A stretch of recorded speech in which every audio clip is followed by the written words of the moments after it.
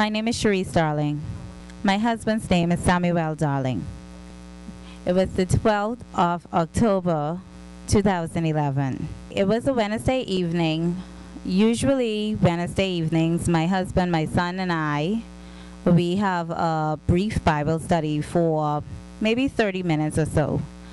We had just gotten through that, and my husband left to go outside. And my son and I I was about to go on the internet, and the dog started to bark. So I looked outside the window, and there was a gentleman standing in the back of my husband's vehicle. He was in a white Honda Accord that was parked in our yard on a foundation. So it was surprising to me because this man was not in uniform. He was plain clothes. And when I looked further, there was an officer standing on the side of my husband, directly on the side of him.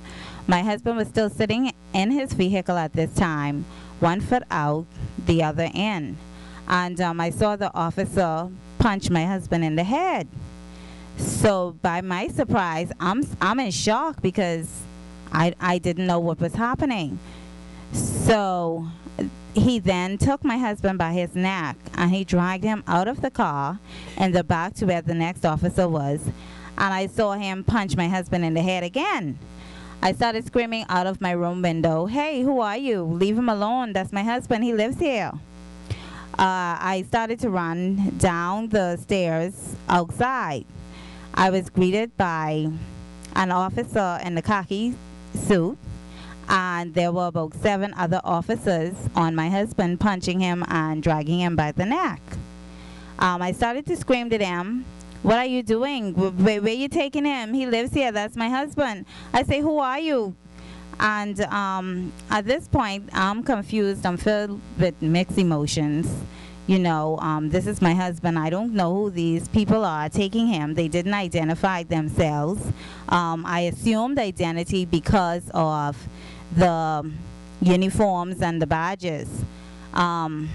They started to then drag him by his neck out of the yard. I saw there was a jitney that was parked in the front of the neighbor's yard. They were taking him there. My hand somehow got in between them, and I started to hold my husband's hand and still screaming to them, you know, "Where you taking him? Who are you? You know, what y'all doing here?"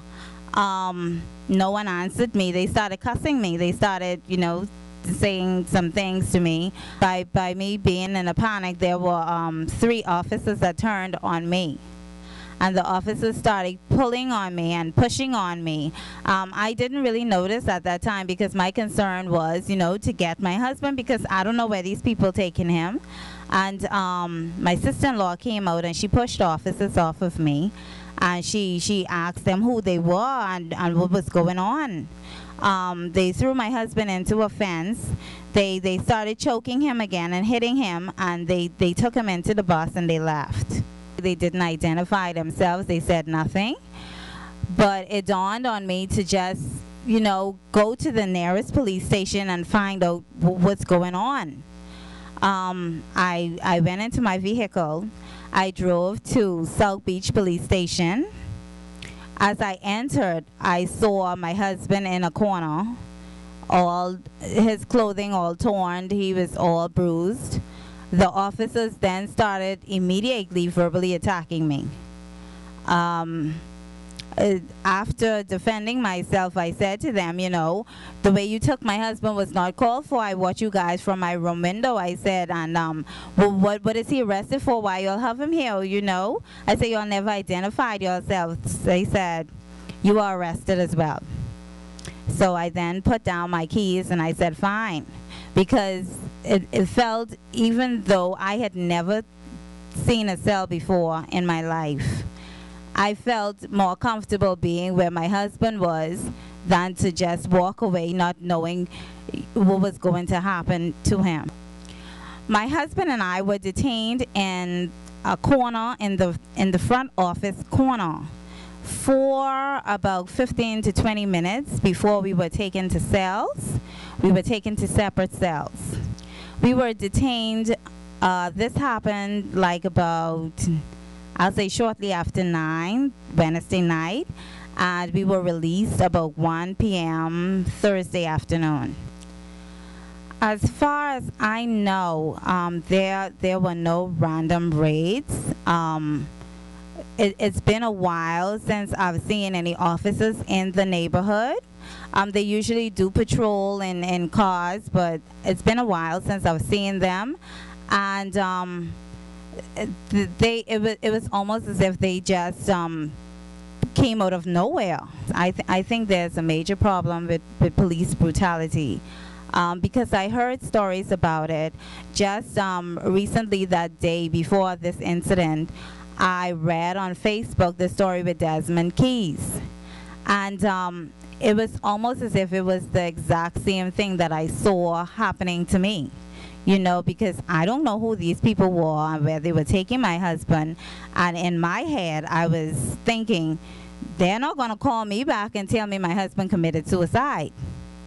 I definitely think the aggression of the police is impacting the society, whereas young men it's almost like they're reacting to being treated like criminals. So I mean, I think they're saying, if I'm treated like one, cheaper I be like one. And I didn't mention the fact that they detained my 8-year-old son as well. They took my 8-year-old son while my husband and I were detained in one corner of their office. They took him in the back in one of their cells. And one of the officers were about to slap my son when the other officer came in and tapped him on the shoulder and told him not to.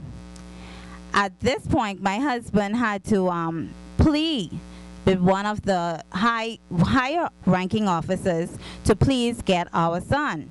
And I feel this is the only reason that he was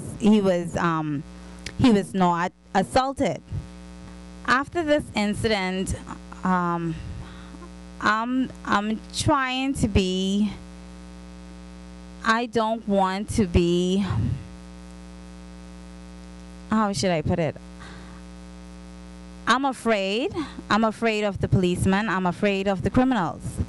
I felt before this that the police were there to protect us from things such as this. But after my encounter with them, I feel like they are the criminals. I think the government needs to reconstruct their measures as to how they employ officers. I think the age in which they employ them need to be raised, maybe from 18 to 25. I think they need more training, not just on how to deal with criminals, but civilians as well, because they treat civilians almost as if they are criminals. I would just like the public to know that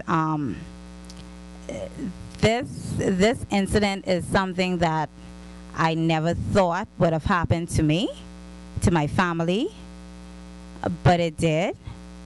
And I just want everyone to be aware that it is happening. Policemen, I'm not saying that they are all bad. Some are good, but the bad apples, I really think we need to come together as a community, as a nation, and try to just take them out.